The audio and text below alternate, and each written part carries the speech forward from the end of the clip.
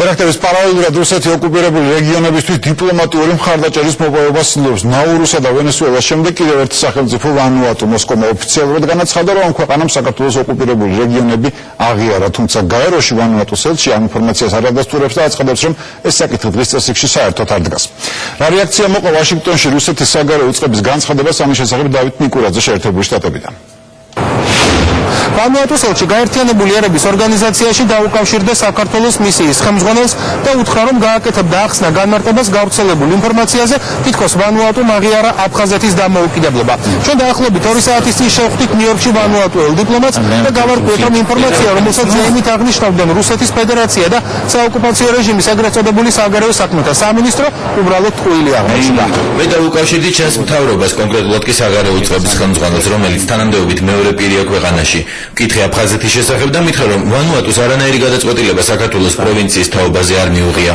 მეორედაც დაუკავშირდი და მან იგივე განაცხადა, რომ ქვეყანას არ უღიარებია აფხაზეთის დამოუკიდებლობა. ჩვენ ვაღიარებთ საქართველოს სუვერენიტეტსა და ტერიტორიულ მთლიანობას. გვაქვს კარგი ურთიერთობა საქართველოსთან და ვფიქრობთ, მალე დავამყარებთ ქვეყანასთან დიპლომატიურ ურთიერთობებს. რუსეთის საგარეო პოლიტიკურმა უწყებამ რბილად თუ ვიტყვით საკმაოდ კომიკურ სიტუაციაში ჩაიგდო თავი, როდესაც ეს ინფორმაცია აფხაზური დიპლომატიის გამარჯვებად შეაფასა.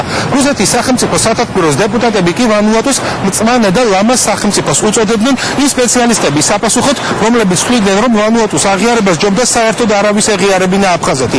აღარაფერს ვამბობ საკმაოდ უხერხულ სიტუაციაზე, რომელიც ამ შემთხვევამ გამოიწვია შეერთებულ შტატებში. შეცდომაში შეყვანილი ამერიკელი ანალიტიკოსები ბოლო რამდენიმე დღე ამბობდნენ, რომ ვანუატუ აფხაზეთის აღიარების სანაცვლოდ ნამდვილად ფულს აიღებდა. Мы приветствуем этот шаг. იუესალმებით აფხაზეთსა და ვანუატუს შორის დიპლომატიური ურთიერთობის დამყარებას. განვიხილავთ მას საერთაშორისო ურთიერთობებში სუვერენული აფხაზეთის შესაძლებლობების გაფართოების კონტექსტში. ეს ახალგაზრდა აფხაზური დიპლომატიის წარმატება. დეტალების გარკვევის შემდეგ შესაბამისი კომენტარიც გაკეთდება, მაგრამ თავად ფაქტი სასიხარულოა. Подробности. ჩვეულებრივ არც ერთი ნორმალური წესებით მოთამაშე სახელმწიფოს საგარეო პოლიტიკური უწყება არ გააკეთებს კომენტარს ინფორმაციაზე, თუ კი არ ექნება მისი სწორესთან დაკავშირებით უთქვარი მტკიცებულება. მით უმეტეს არ მისცემს შეფასებას როგორც პოლიტიკური თუ დიპლომატიური გამარჯვება. საქართველოს ელჩი გაერთიანებული ერების ორგანიზაციაში დიპლომატიის ისტორიაში ასეთი უხერხული ფაქტი არ ახსენდება. მე არ მახსენდება ასეთი შემთხვევა.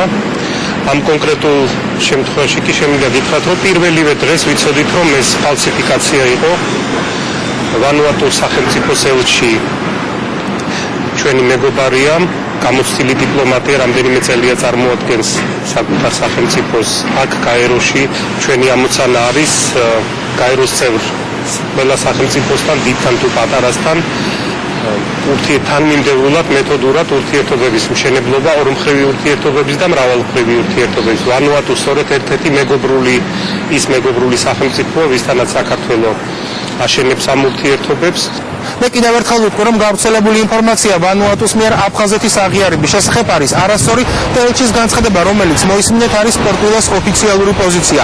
ვანუატუს მისია გაეროში არის ერთადერთი დიპლომატიური წარმომადგენლობა შეერთებულ შტატებში, რადგან ქვეყანას ვაშინგტონში საელჩო არ აქვს. ეს დავით ნიკურაძე ვაშინგტონიდან.